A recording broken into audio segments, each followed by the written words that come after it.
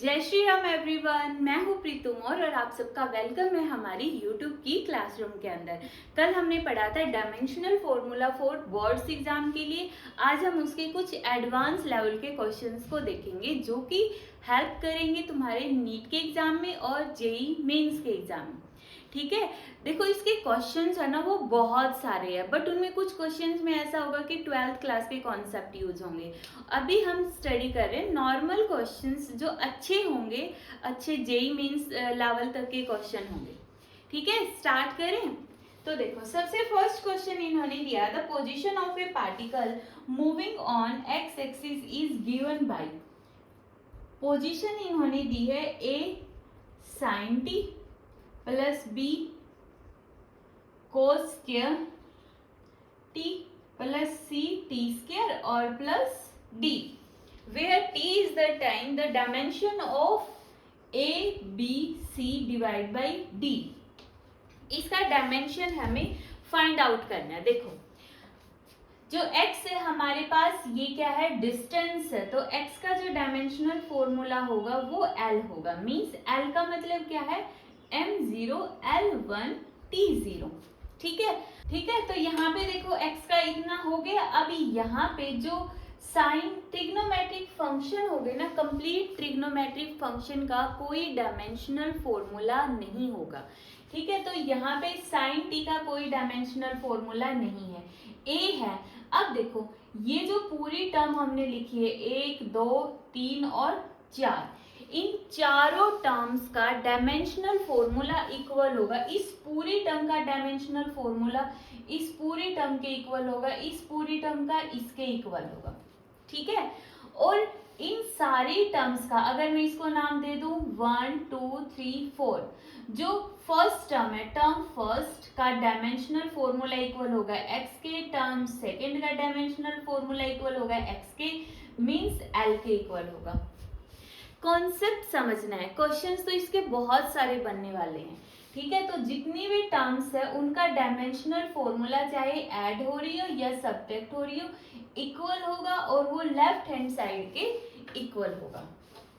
ठीक है, तो अभी यहां से देखो, अब साइन जो ट्रिग्नोमेट्रिक फंक्शन है उसका तो कोई डायमेंशनल फॉर्मूला होगा नहीं, तो साइन का कोई डायमेंशनल फॉर्मूला नहीं है, तो यहाँ पे ए का डायमेंशनल फॉर्मूला होगा जो एक्स का है सेम।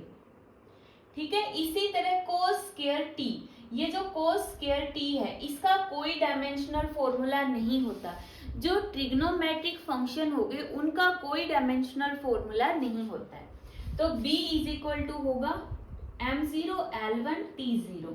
उसके बाद सी टी स्क्वायर, अब देखो सी टी स्क्वायर भी किसके इक्वल होगा, कंप्लीट x के इक्वल, m0 l1 t0। हमें चाहिए सिर्फ c, क्योंकि हमें चाहिए a का, b का, c का और d का, तो ये किसके इक्वल हो जाएगा, टी स्क्वायर को नीचे लिया तो ये हो गया टी स्क्वायर, सी का डायमेंशनल फॉर्मूला आ गया m0 l1, टी स्क्वायर ऊपर जाएगा तो -2, तो सी का हो गया m0 l1 t -2। ठीक है, उसके बाद d का कितना होगा, d कंप्लीट टर्म x के इक्वल है, फिर से m0 l1 t0। ठीक है, रब कर दो ये वाला। अब ABC इसमें से पुट करो, a m0 l1 t0, b m0 l1 t0, c m0 l1 t -2 और d m0 l1 t0। तो देखो सारे m 0 है, ऊपर भी नीचे भी कोई फर्क नहीं पड़ता, 0 आएगा। l की पावर 1 l की पावर 1 l की पावर 1, ऊपर हो गया l की पावर क्यूब, t की पावर 0 t की पावर 0 t की पावर -2, नीचे हो गया m0 l1 t0। अब m0 है, कोई फर्क नहीं पड़ता, m0 ऊपर l की क्यूब है, नीचे l की पावर 1 है, तो आ जाएगा l स्क्वायर, और यहाँ पे आ गया t -2। ठीक है, तो यहाँ पे हो गया हमारे पास l स्क्वायर t -2। हमें निकालना क्या था यहाँ पे, यही वाला पॉइंट, इसका डायमेंशनल फॉर्मूला निकालना था a b c divide by d का, जो कि आ गया ये वाला ऑप्शन नंबर सी आ गया हमारे पास, थर्ड ऑप्शन आ गया एल स्क्वायर टी माइनस 2। कर लोगे फर्स्ट क्वेश्चन। नेक्स्ट क्वेश्चन देखो, नेक्स्ट है the expression given below shows the variation of velocity with time. Velocity का वेरिएशन दे दिया विद टाइम के equal A T square plus B T C plus T. The dimension of A B C कितना होगा? ठीक है, देखो वही इस पूरी टर्म का डायमेंशनल फॉर्मूला इस पूरी टर्म के इक्वल होने वाला है। First term second term, first term velocity के इक्वल होगी, सेकंड टर्म भी वेलोसिटी के इक्वल होगी। ठीक है, ये कॉन्सेप्ट बहुत इंपॉर्टेंट है, इस पे एक या दो क्वेश्चन हमेशा बनते ही बनते हैं एग्जाम के अंदर। ठीक है, ये दोनों क्वेश्चन जो मैंने पहले वाला करवा था और ये वाला जेई मेंस में आया हुआ क्वेश्चन है 25 वाली ईयर में। ठीक है, देखो ज्यादा टफ भी नहीं है और ठीक अच्छे क्वेश्चन है। यहाँ से देखो हम सबसे पहले ए टी स्क्वायर का निकालते। अभी हमने बताया इस पूरी टर्म का डायमेंशनल फॉर्मूला वी टी के इक्वल होगा। डायमेंशनल फॉर्मूला बोला मैंने, तो वी टी का डायमेंशनल फॉर्मूला वेलोसिटी का m0l1 t माइनस 1, ए का कितना आ गया m0l t minus 1 divide by T square, तो m0l t माइनस 3 आ गया, ए का बन गया। इसी तरह से हम ये देखो c का चाहिए, दो टर्म्स ऐड हो रही है, c में t ऐड हो रहा है, c में t कब ऐड होगा? जब c का डायमेंशनल फॉर्मूला और इसका डायमेंशनल फॉर्मूला सेम होगा। दो टर्म्स तभी ऐड हो सकती है जब उनका डायमेंशनल फॉर्मूला सेम होता है। अगर डायमेंशनल फॉर्मूला अलग हो गया तो हम उनको ऐड ही नहीं कर सकते। मैं किलोग्राम में किलोग्राम को ही ऐड कर सकती हूँ, किलोग्राम के अंदर सेकंड को ऐड नहीं कर सकती। ठीक है, तो यहाँ पे c और t का डायमेंशनल फॉर्मूला होगा सेम, इसलिए c का डायमेंशनल फॉर्मूला आ गया m0 l0, टाइम है तो 1। इजी है बिल्कुल। ठीक है, इसी तरह देखो अब ये पूरी टर्म नीचे t plus T dimensional formula है, इधर भी t का t is equal to velocity का m0l t माइनस 1, पूरी टर्म v के इक्वल होगी। अब एक और नया कॉन्सेप्ट सीखो, t नीचे t प्लस टी है, ये कितना होगा 2t लिख सकते हो, लेकिन 2 का कोई यूज नहीं है, तो सिंपल एक ही बार तुम डायमेंशनल फॉर्मूला लिखोगे। फॉर एग्जांपल किसी भी टर्म के डिवाइड में डिनोमिनेटर में है m0 l square t0, m0 l square t0 plus m0 l square t0, कोई फर्क नहीं पड़ता, तुम्हें डिनोमिनेटर में लिखना है कि तीनों डायमेंशनल फॉर्मूले सेम है तो एक बार लिख दो बस, और सेम ही होंगे हमेशा। ठीक है, हो गया, तो एक बार लिख दिया हमने t is equal to m0l t minus 1, तो अब t से t कैंसिल, b का आ गया m0l t माइनस 1। अभी हमें बताना इन तीनों के मल्टीप्लाई करके a b c, a m0l t minus 3, b m0l t minus 1, c m0l0 t1, m0 m0 m0 m0 l1 l1 l2 t minus 3 t minus 1 t plus 1, ये दोनों cancel out, t minus 3, तो ए B सी का आ गया ये वाला, और जो कि हमारा ऑप्शन नंबर है फर्स्ट ऑप्शन है हमारा। ठीक है, कर लोगे ये क्वेश्चन। तो नेक्स्ट क्वेश्चन है हमारे पास,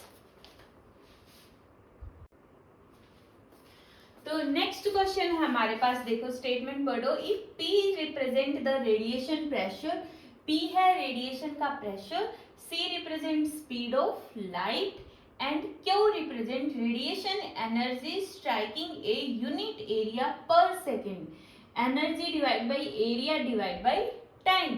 ठीक है, striking per unit area per second, then non zero integer X Y Z. इन्होंने बोला कि ये जो तीन इंटीजर है एक्स वाई जेड ये नॉन जीरो, इनकी वैल्यू जीरो नहीं है, तो और जो ये टर्म बन गई इन तीनों को मिला के P X Q Y C Z, वो क्या है डायमेंशन लेस है। तो बताओ एक्स वाई जेड की क्या वैल्यू होगी। तो देखो ये जो हमारा क्वेश्चन बनता है ये फॉर्मूला मेकिंग वाले क्वेश्चन से बनता है, जहाँ पे हम फॉर्मूला बनाते हैं ना कि ये क्वांटिटी इन टर्म पे डिपेंड करती है। कुछ ऐसे इन्होंने क्वांटिटी जो भी दिया है कि वो डायरेक्ट बता दे, उसका कोई डायमेंशन ही नहीं है। तो step first, m0 l0 t0 directly proportional to px qy cz। इन्होंने फर्स्ट स्टेप डायरेक्ट दे रखा है तुम्हें। सेकंड स्टेप करो, बहुत इजी क्वेश्चन है। P radiation pressure. देखो अब सबके डायमेंशनल फॉर्मूले हमें पढ़ने हैं। प्रेशर का फॉर्मूला क्या होता है? Force by area. फोर्स का mlt-2, एरिया का l स्क्वायर, तो ml-1 t-2, ml-1 t-2 और उसकी पावर हो गई x। ठीक है, क्यों क्यों क्या है? रेडिएशन एनर्जी, एनर्जी मतलब ml² t-2 divide by area l² divide by time t। l² से l² कैंसिल कर दो, ml0 t-3, simple. ml0 t-3 इसकी y। c क्या है? Speed of light. कितना होगा? m0l t-1 z। सिंपल, ठीक है। डायमेंशनल फॉर्मूले आने चाहिए बेसिक बेसिक, +1 क्लास में हो तो। अगर 12th के बाद ये वीडियो देख रहे हो फिर तो तुम्हें ऑलरेडी आते होंगे सारे फॉर्मूले।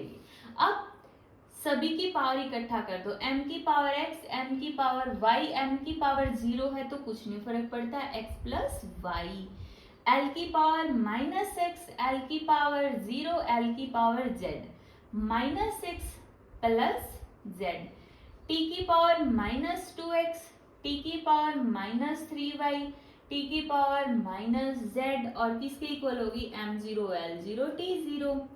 अब स्टेप थर्ड जो तुम्हें पता होगा, दोनों साइड कोफिशिएंट की पावर को कंपेयर कर दो। m की पावर इधर 0 है, इधर x प्लस y है, तो x इज इक्वल टू आ गया -y।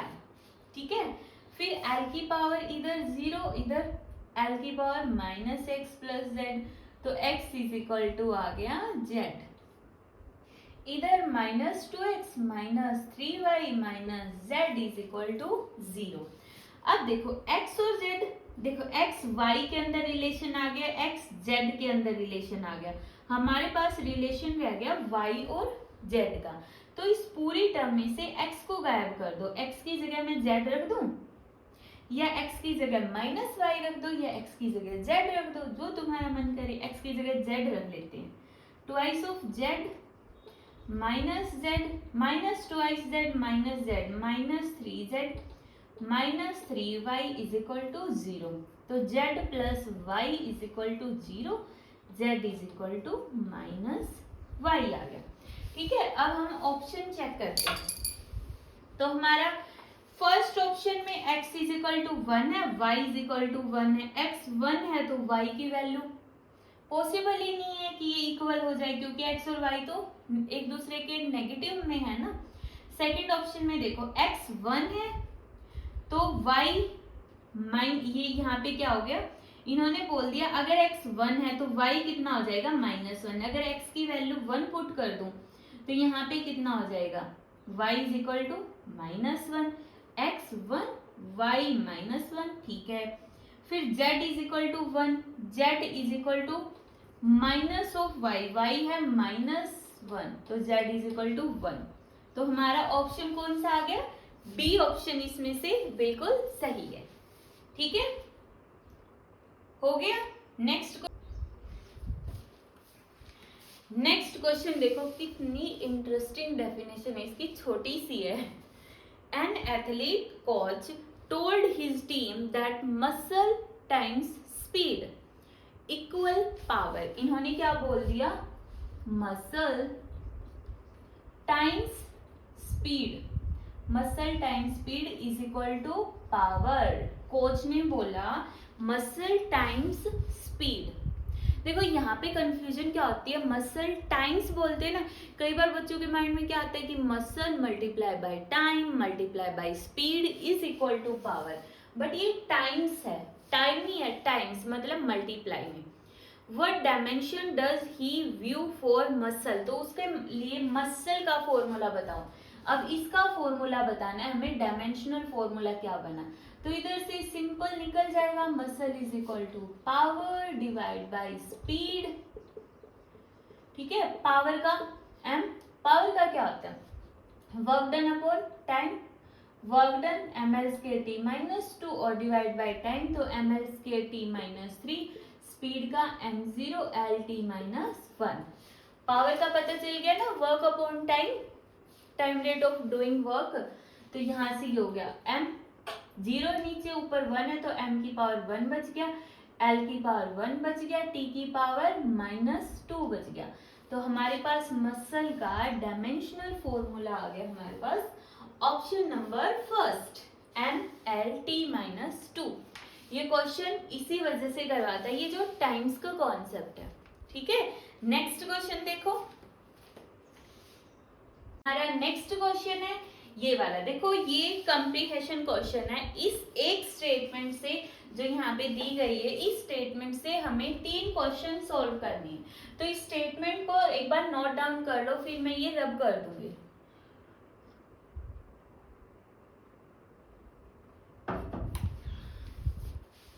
देखो नोट कर ली होगी, the power for the hovering helicopter depend on its linear size, density of air and G and density of helicopter. कैसे डिपेंड करती है, जो पावर है, power for hovering the helicopter किस पे डिपेंड करती है, लीनियर साइज की power x, density of air की y, g into density of helicopter की पावर z पे डिपेंड करती है। z की वैल्यू दे दी 3/2। ठीक है, सभी के डायमेंशनल फॉर्मूले इन्होंने प्रोवाइड कर रखे हैं। उसके बाद इन्होंने क्या बोला है, the value of y in above expression is, y की वैल्यू बताओ। ये वही फॉर्मूला मेकिंग वाली टाइप है, डायमेंशनल फॉर्मूले के अंदर जो हमने एप्लीकेशन पढ़ी थी ना कि फिजिकल क्वांटिटी में रिलेशन डिराइव करना या फॉर्मूला बनाना, ये वही क्वेश्चन है। बनाओ पावर का, देखो ml स्क्वायर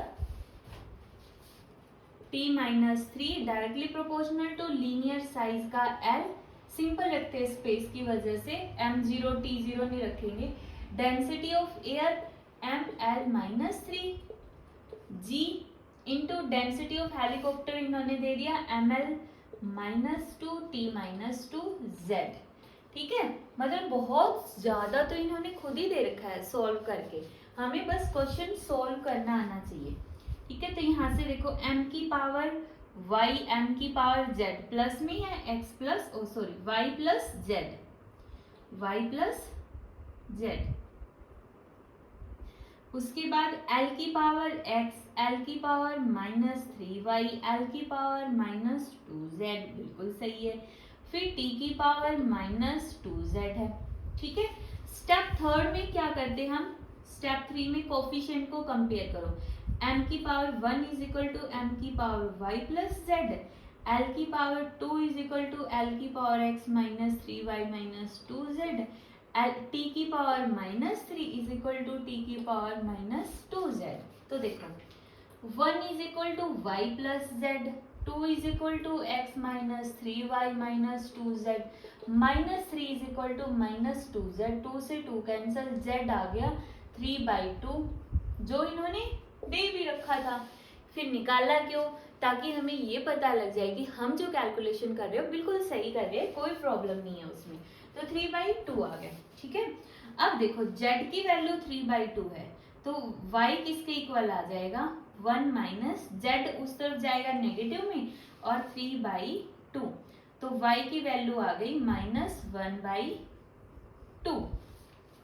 ठीक है, अब हम फर्स्ट पार्ट में तो इन्होंने यही बोला है, value of y in above expression is minus 1/2, minus 1/2।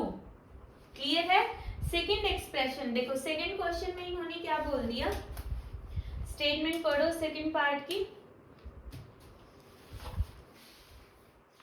The ratio of power output of engine of 2 helicopter यहाँ तक क्लियर हो गया? स्टेटमेंट पढ़ लो एक बार, इस स्टेटमेंट को मैं यहाँ पे लगा देती हूँ। स्टेटमेंट अब यहाँ से देखो, वहां पे हम सॉल्व करेंगे। देखो स्टेटमेंट पढ़ो इसकी। The ratio of power output of engine of two helicopter, दो हेलीकॉप्टर की पावर का रेशियो बताना है हमें, P1 and P2। When linear size of one helicopter is, linear size एक हेलीकॉप्टर का, one helicopter is 1/4 of linear size of other, इसका 1/4 लगा लो, ठीक है। 1/4 मीन्स पहले हेलीकॉप्टर का लीनियर साइज सिंपल, जो भी इन्होंने वैल्यू दे दी लीनियर साइज, जैसे इन्होंने L बोल दिया है। सेकंड हेलीकॉप्टर का होगा इस L का 1/4, ठीक है, 1/4 of linear size. All other parameter are same, बाकी सारे पैरामीटर सेम है। अब देखो जो लीनियर साइज है उसकी पावर कितनी है फॉर्मूले में x, तो इसकी पावर होगी x। इसको मैं ऐसे लिख सकती हूँ L डिवाइड बाई 4, मतलब 4 को ऊपर और पूरी पावर x, L से L cancel, P1 divide by P2 is equal to 4 की पावर x। x की वैल्यू निकाल ली, नहीं निकालो, इधर से 2x माइनस 3y की वैल्यू, माइनस में तो minus minus plus 3/2 minus 2, z की वैल्यू 3/2, 2 से 2 कैंसिल, कितना बचा यहाँ पे x प्लस 3/2 माइनस 3, ठीक है।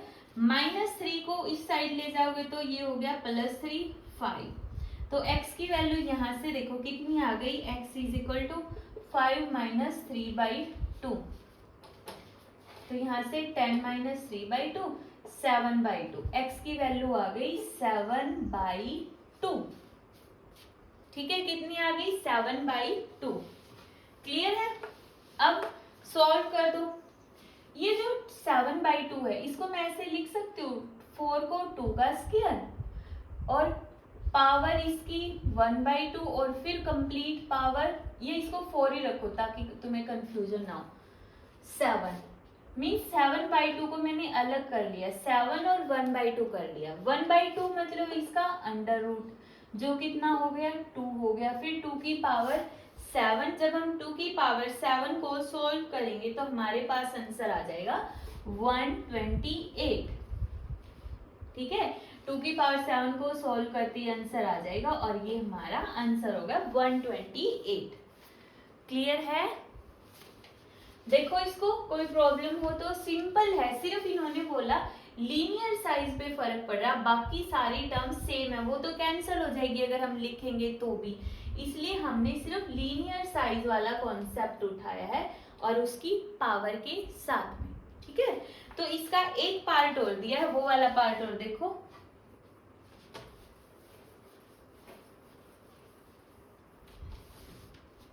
देखो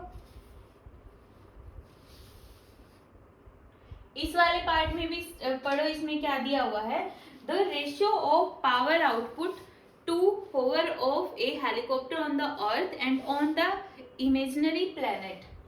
पावर अर्थ के ऊपर और पावर प्लैनेट के ऊपर, कोई इमेजिनरी प्लैनेट है उसके ऊपर।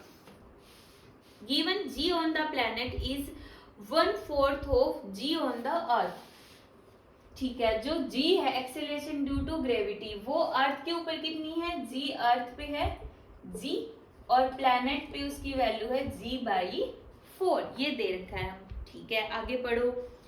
And density of air on the earth is same as density of air on the imaginary planet, ठीक है। तो हमें पावर का रेशियो बताना है, कितना आएगा, कैसे करेंगे, देखो सिंपल g पे डिपेंड करती है ना, तो g वाला फैक्टर ले लो, सिर्फ ये वाला g, तो g की पावर z, g की पावर z, g की पावर अर्थ g और g की पावर प्लैनेट के ऊपर g/4 की पावर z। मैं इसको ऐसे लिख सकती हूँ 4g/g इसकी पावर z, g से g कैंसिल, 4 की पावर z, z की पावर 3/2, तो इसको मैं 2 की पावर 3 लिख दूं, क्योंकि 1/2 को करेंगे तो 4 का रूट 2 आ गया, 2 की पावर 3 और आंसर आ गया 8। क्लियर है? इजी क्वेश्चन है, कंप्रीहेंशन क्वेश्चन है, एक पूरा पैराग्राफ देके 3 क्वेश्चन पूछे गए थे। थोड़े स्पेस की वजह से पूरा क्वेश्चन एक बार में सॉल्व नहीं हुआ, बट आई होप कि तुम्हें क्लियर हो गया होगा। अच्छा क्वेश्चन था काफी। ठीक है, नेक्स्ट क्वेश्चन। अब इन्होंने नेक्स्ट क्वेश्चन बोला है, student of TK3 batch forgot the Newton formula for speed of sound. Means एक स्टूडेंट वो न्यूटन फॉर्मूला होता है ना जो साउंड की स्पीड के लिए, वो भूल गया। But he remember that there were velocity या speed, pressure and density in the formula. तो उसको ये पता था कि स्पीड है, प्रेशर है और डेंसिटी है, 3 टर्म है। He then started using dimensional analysis to find the actual relation. अब उसने खुद ही फॉर्मूला डिराइव कर लिया। कितना इंटरेस्टिंग कॉन्सेप्ट है ना डायमेंशनल फॉर्मूले का। हमें ये पता होना चाहिए कि ये क्वांटिटी इन फैक्टर पे डिपेंड करती है और हम फॉर्मूला डिराइव कर सकते हैं। जैसे इसने बोला कि जो स्पीड है डायरेक्टली प्रोपोर्शनल होगी प्रेशर और डेंसिटी के ऊपर। ठीक है, हमें x माइनस वाई की वैल्यू फाइंड आउट करनी है। स्टेटमेंट ये रही, देखो प्रेशर है, सबसे पहले प्रेशर का formula force by area mlt minus 2 area l square ml minus 1t minus 2। Density हो गई mass per unit volume ml minus 3t 0। Speed m0 l1 t minus 1 directly proportional to pressure ml minus 1 t minus 2। Step second है ये, first step तो उन्होंने दे ही रखा है statement में। ठीक है, इसकी power x ml minus 3 t 0, इसकी पावर y। अब m की पावर इकट्ठा कर दो, m की पावर x m की power y, x plus y, l की पावर माइनस x l की पावर माइनस 3y, t की पावर माइनस 2x t की power 0, m0 l1 t minus 1। अभी क्या करोगे, स्टेप थर्ड ले लो, कोफिशिएंट कंपेयर, इजी सा तो है। 0 is equal to X plus Y, तो means x is equal to minus Y हो गया। फिर minus X minus 3y is equal to 1 और minus 2x is equal to minus 1। तो यहाँ से x इज इक्वल टू 1/2 आ गया। x अगर 1/2 आया है तो y is equal to minus 1/2 आ गया। सिंपल, ये सॉल्व करने की हमें जरूरत ही नहीं है, हमें तो x y चाहिए। हो गया। तो इन्होंने बोला x माइनस वाई बताओ, x की वैल्यू 1/2, y की वैल्यू माइनस पहले से ही है, एक माइनस और, तो 1/2 प्लस 1/2 इज इक्वल टू 1। ठीक है, इजी क्वेश्चन है, तो हमारा आंसर आ गया इसका 1। क्लियर? ठीक है, नेक्स्ट क्वेश्चन।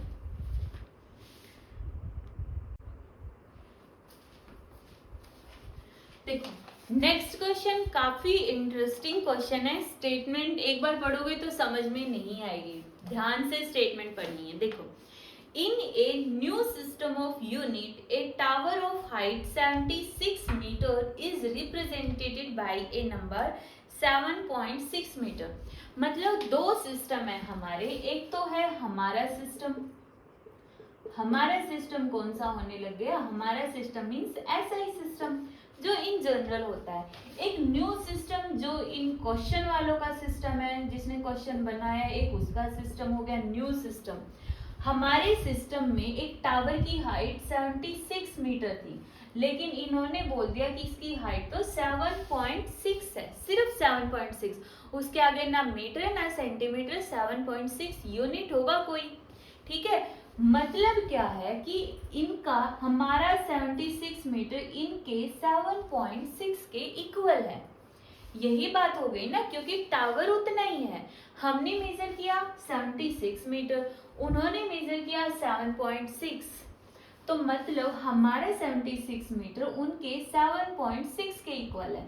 तो हमारा 1 मीटर उनके 7.6 डिवाइड बाई 76, पॉइंट हटा दो तो 10, 0.1 मीटर के इक्वल आ गया। हम कहना चाहते हैं कि हमारा 1 मीटर इज इक्वल टू 0.1, जो भी इनकी यूनिट है उसके इक्वल है। मीटर मत लगाना, क्योंकि इनकी यूनिट मीटर में नहीं, कोई भी यूनिट होगी। 1 मीटर इज इक्वल टू 0.1। तो ये किसकी वैल्यू हो गई, L1 की 1 मीटर, और ये हो गई L2। कन्वर्जन ऑफ यूनिट याद है, डाइन को न्यूटन को डाइन में कन्वर्ट करना, जूल को अर्ग में कन्वर्ट करना।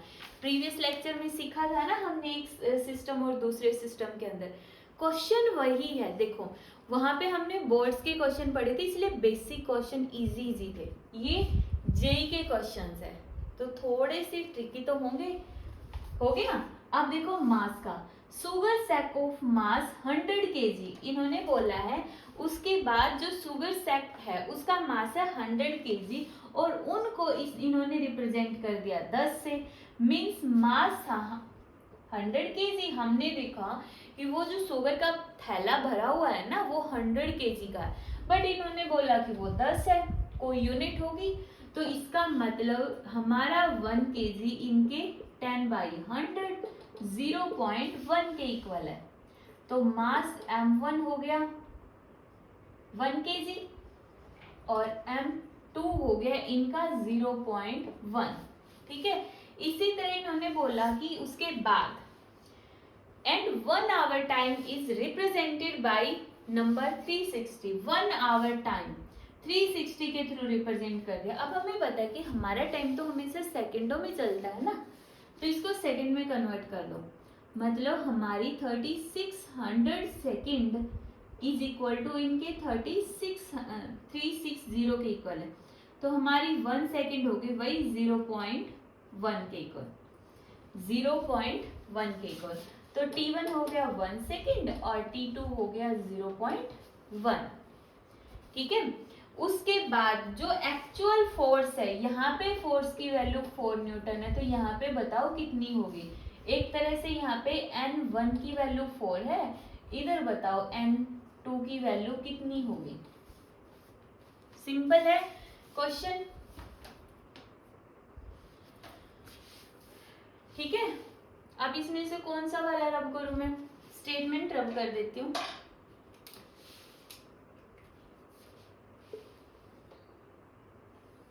देखो हमारे पास फॉर्मूला होता है m1 m2 l1 l2 t1 t2 t2 हाँ t2 n2 के इक्वल। ठीक है। फोर्स है तो डायमेंशनल फॉर्मूला हो गया ml(t-2) m की पावर 1 l की पावर 1 t की पावर -2। n1 की वैल्यू कितनी है, 4 है। मास 1 केजी, m2 इनका मास 0.1। ठीक है। केजी में ही होगा, अगर हम इसको केजी में बोल रहे तो इसको हम केजी में ही ले लेते कि हमारा 1 मीटर इनके 0.1 के इक्वल है, 0.1 मीटर के इक्वल है हमारे अकॉर्डिंग। इनकी यूनिट तो सिंपल है ना 10 वगैरह। ठीक है। तो ये 0.1 केजी। उसके बाद L 1 मीटर और ये 0.1 मीटर 1 सेकेंड, और इनकी है कितनी थी इनकी 0.1 second. -2 is equal to N2। ठीक है। सेकेंड से सेकेंड, मीटर से मीटर, किलोग्राम से किलोग्राम। पॉइंट को हटा दो 10, पॉइंट को हटा दो 10, पॉइंट को हटा दो 10। तो इधर कितना बच गया 4 इंटू 10 इंटू 10, और 10 की पावर -2 है तो डिवाइड में कैंसिल, 4 आ गया, N2 4 आ गया। मतलब N2 4 है। तो इन जो फोर्स हमने किलोग्राम मीटर सेकंड लेके मेजर करके उसकी वैल्यू 4 न्यूटन निकाली है ना, इन्होंने भी 4 न्यूटन निकाल दी, लेकिन इनकी यूनिट कुछ और रही है। कर लोगे। ठीक है। यहाँ पे ये जो यूनिट थी वो 7.6 कोई इनकी यूनिट थी यूनिट, लेकिन हमारा 1 मीटर फिर 0.1 मीटर के इक्वल हो गया था। ठीक है। कर लोगे क्वेश्चन। Next question.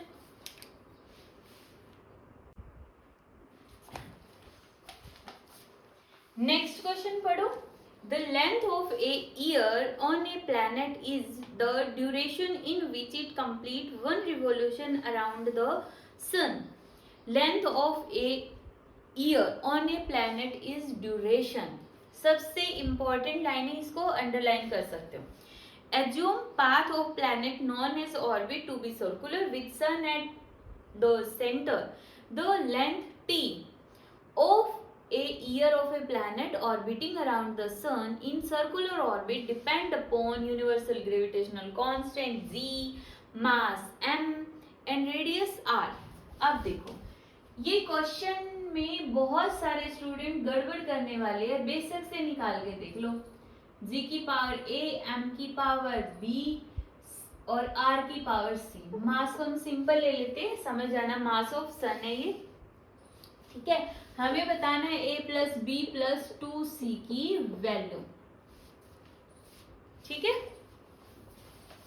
अब देखो कैसे करोगे इस क्वेश्चन को, ट्राई करके देखो, ठीक है। वीडियो को पॉज करो और क्वेश्चन को ट्राई करके देखो, देखो क्या तुमने सही निकाला है। यहाँ पे देखो गड़बड़ कहाँ की होगी अगर तुमने ट्राई किया है तो, गड़बड़ की है यहाँ पे, ये इसका हमने डायमेंशनल फॉर्मूला लिख दिया, ये g का m minus 1 L cube T minus 2 a, मास का सिंपल b, रेडियस का सिंपल l, ठीक है। यही था हमारे पास g का ग्रेविटेशनल फॉर्मूला -1 3 -2, ठीक है। क्या तुमने ऐसे ही किया है, माइनस a और प्लस b एल की power 3a plus c T की पावर -2a, क्या ऐसे ही किया है? तो गलत किया है। क्यों? क्योंकि ये जो t है ये टाइम नहीं है, ये लेंथ है, टाइम नहीं है, ये क्या है, लेंथ है। इन्होंने क्या बोला है, ध्यान से पढ़ो first line, length of a year on a planet is the duration in which it complete one revolution around the sun. उसके बाद the length T of a year, length T. इन्होंने कंफ्यूज करने के लिए नोटेशन तो दे दी T की और नाम लिख दिया लेंथ, लेकिन फर्स्ट लाइन में बोला कि वो उसकी लेंथ है, तो ये L1T0 होगा। बस इधर ही गलती की होगी, वरना तो आगे सेम है। कोफिशिएंट कंपेयर करो, -a plus b is equal to 0, 1 is equal to 3a plus c, -2a is equal to 0, a is equal to आ गया 0, a इज इक्वल टू 0 आ गया, तो b इज इक्वल टू भी कितना आ गया इधर से 0, a 0 आ गया, तो c किसके इक्वल आ गया, 1 के इक्वल आ गया, ठीक है। -2a, कहीं पे गड़बड़ तो नहीं की, गड़बड़ तो नहीं की, ठीक है। -2a इज इक्वल टू 0 है, a 0 आ गई, a 0 आ गया तो b 0 आ गया, a 0 है तो c इज इक्वल टू 1 आ गया। अब t डायरेक्टली प्रोपोर्शनल टू, सारे तो इसमें 0 हो गए, a b c की वैल्यू, r की वैल्यू बची है सिर्फ 1, ठीक है। अब देखो हमें चाहिए थी a plus b plus 2c, a की वैल्यू 0, b की वैल्यू 0, c की वैल्यू 1, तो हमारे पास क्या आंसर हमारा 2 आया है, बिल्कुल 2 आया है, ठीक है। तो इसका आंसर आ जाएगा 2। कर लोगे क्वेश्चन, थोड़ा सा इसमें कंफ्यूजन था। नेक्स्ट क्वेश्चन देखो,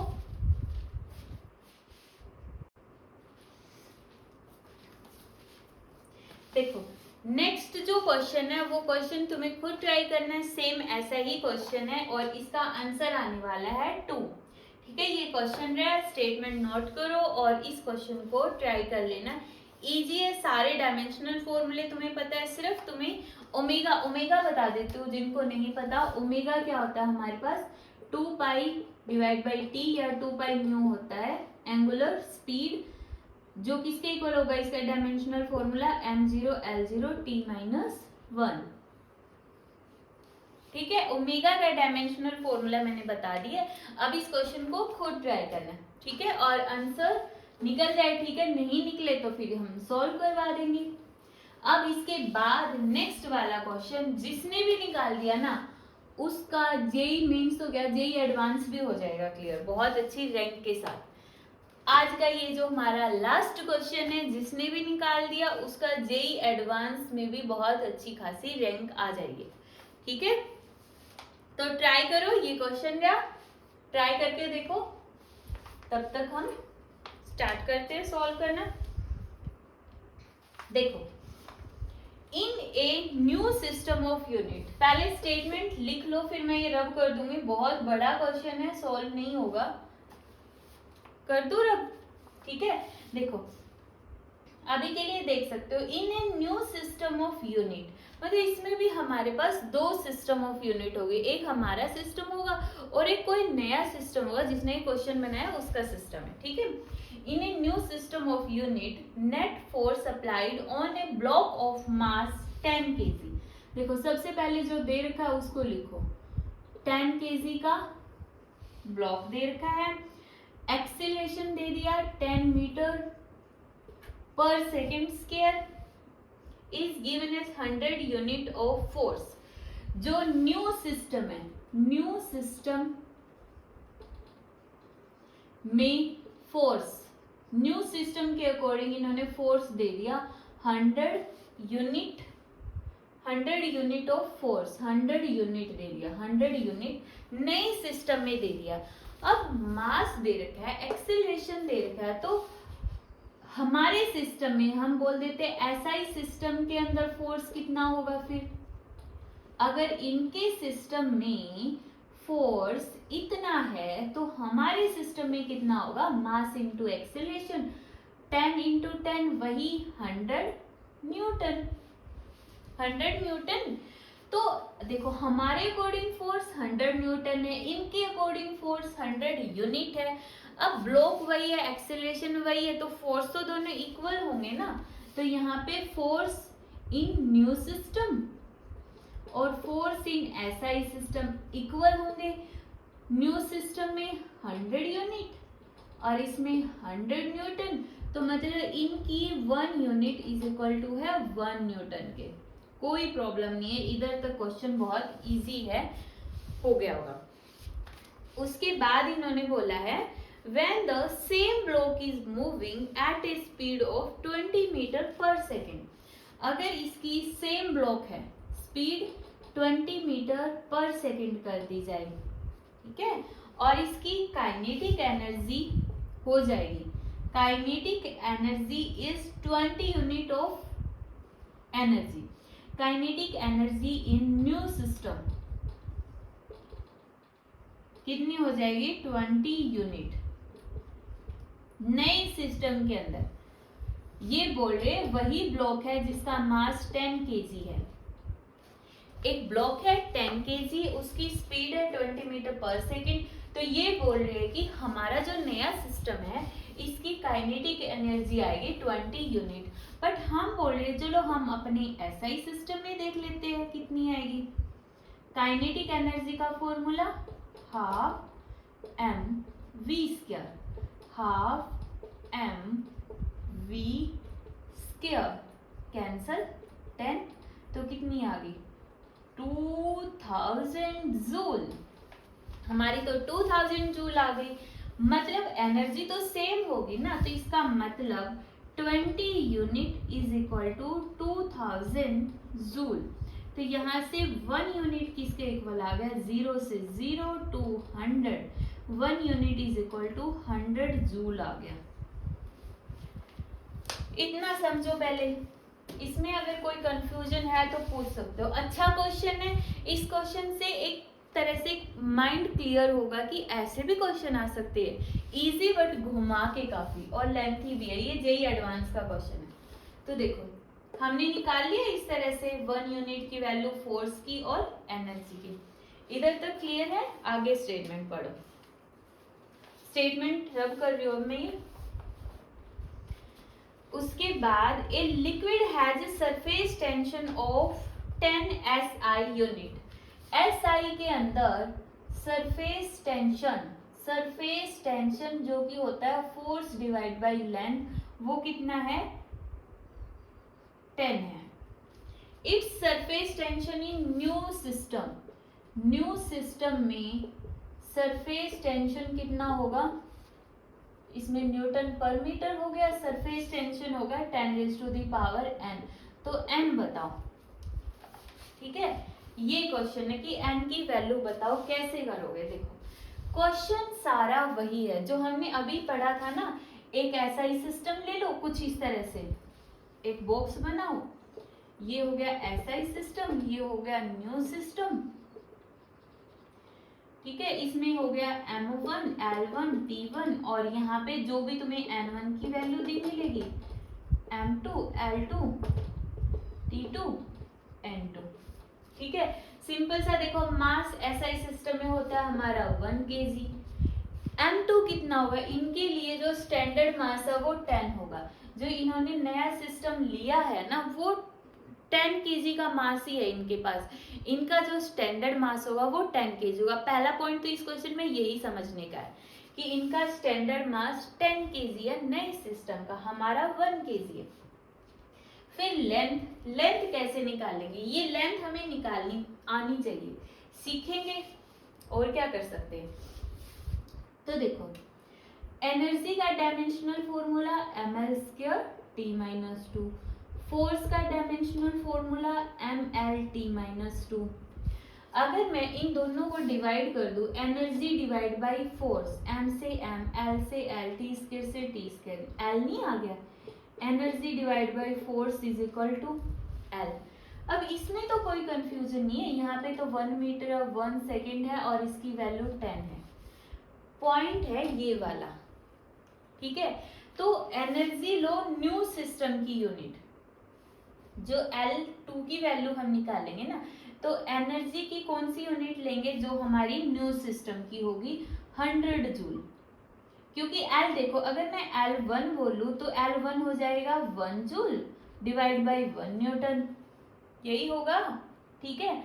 लेकिन अभी हमें L2 निकालना है, तो 1 जूल किसके इक्वल है, मतलब 1 यूनिट किसके इक्वल है, 100 जूल के इक्वल। और 1 यूनिट फोर्स किसके इक्वल है, यहाँ पे 1 न्यूटन के इक्वल। तो L2 की वैल्यू आ गई हमारे पास 100 मीटर, ठीक है। क्लियर है, मीटर ही होगा, joule divide by Newton, length की यूनिट है तो मीटर में ही आएगा। क्या समझ आया? बस इसमें यही 1-2 पॉइंट है जो थोड़ा सा अच्छे से समझने के लिए है। ये कॉन्सेप्ट है, इस कॉन्सेप्ट को ध्यान रखोगे, ये चीजें समझने की है कि एनर्जी डिवाइड बाय फोर्स करके मैं लेंथ की वैल्यू निकाल सकती हूँ। आ गया समझ में? ध्यान से फोकस करो इस पॉइंट के ऊपर। मुझे L2 की वैल्यू चाहिए, लेंथ किसके इक्वल होगा, एनर्जी और फोर्स को डिवाइड करूंगी तो लेंथ आ जाएगा, ठीक है। अगर हमारे पास L1 होता फिर तो हम 1 जूल डिवाइड बाय 1 न्यूटन हो गया था, बट अब की बार L2 है तो एनर्जी की new unit 1 unit divide by 1 unit, 100 joule divide by 1 Newton, L2 आ गया 100, ठीक है। अब T2 और निकाल दो। T2 कैसे निकालेंगे, देखो T2, इसमें से हम,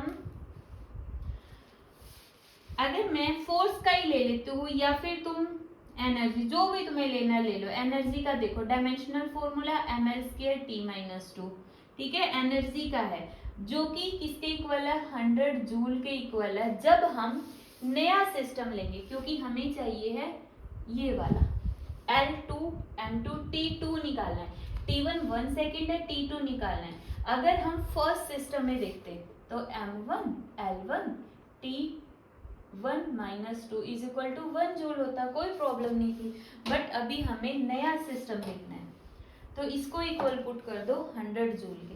M2 L2 की वैल्यू हमारे पास है T2 -2, 100 joule divide by M2 10 kg, L2 100 into 100, 100 से 100 कैंसिल, कितना हो गया 1000, यही हो गया ना 1 डिवाइड बाई 1000। तो इधर से मैं ऐसे बोल सकती हूँ T2 is equal to 1000, T2 का स्क्वायर, क्योंकि ये T की पावर -2 है ना, इसको मैं ऐसे लिख देती हूँ 1 बाई T2 का स्क्वायर, 1 बाई T2 का square is equal to 1 by 1000, तो डायरेक्ट ये हो गया और T2 की वैल्यू आ गई √1000। टफ लग रहा होगा, ध्यान से करना है क्वेश्चन, ये क्वेश्चन है तभी मैंने बोला था जिसने ये क्वेश्चन कर दिया उससे जेईई एडवांस हो जाएगा क्लियर बहुत अच्छे से, ठीक है। तो इसको ध्यान से एक बार समझने के बाद जब वीडियो बंद हो जाएगी उसको बंद करके एक बार आराम से इस क्वेश्चन को समझना, ठीक है।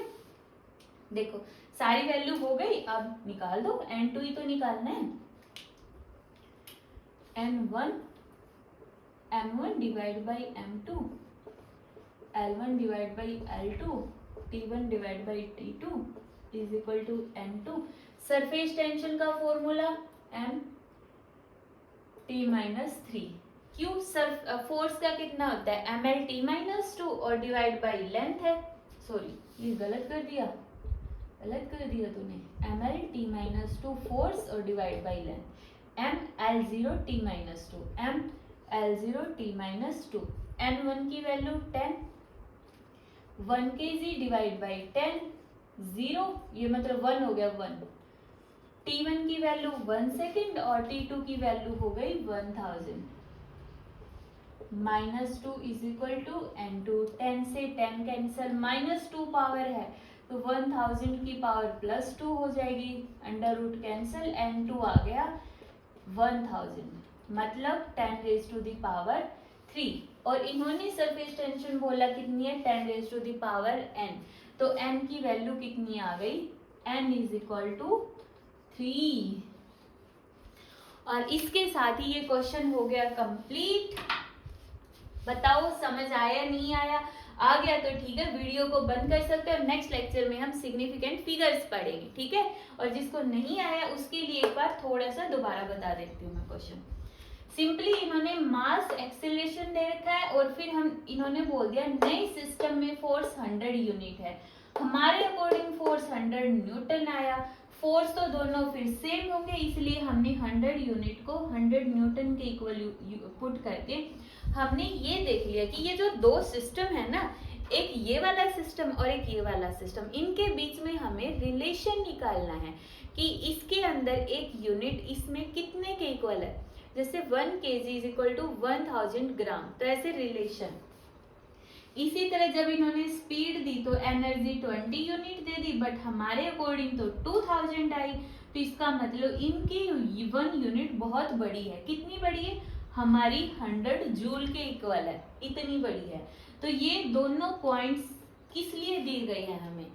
सिर्फ रिलेशन फाइंड आउट करने के लिए, ताकि हम ये बॉक्स बना पाए। मेन क्वेश्चन तो बोर्ड वाला तो ये बॉक्स है ना, ये तो जेई वाला क्वेश्चन है, ठीक है। तो अब देखो हमें L2 चाहिए, L2 के लिए energy divide by force, energy की 100 जूल वाली बड़ी यूनिट, इसी तरह फोर्स। अगर बाई चांस 1 यूनिट 10 न्यूटन के इक्वल आ जाता तो इधर 10 न्यूटन पुट करते, बट अभी 1 यूनिट 1 न्यूटन के इक्वल है, L2 निकाल लिया। अब इनमें से किसी भी फॉर्मूले में चाहे एनर्जी के इक्वल रख दो या फोर्स के इक्वल रख दो, हमने T2 निकाल दिया, T2 की वैल्यू निकाल दी और फिर तो आगे अपना बेसिक है, निकल जाएगा। कर लोगे ये क्वेश्चन? ठीक है, तो इसके बहुत सारे और भी क्वेश्चंस है, तो इनकी प्रैक्टिस करते रहना, ठीक है। तो जय श्री राम सभी को।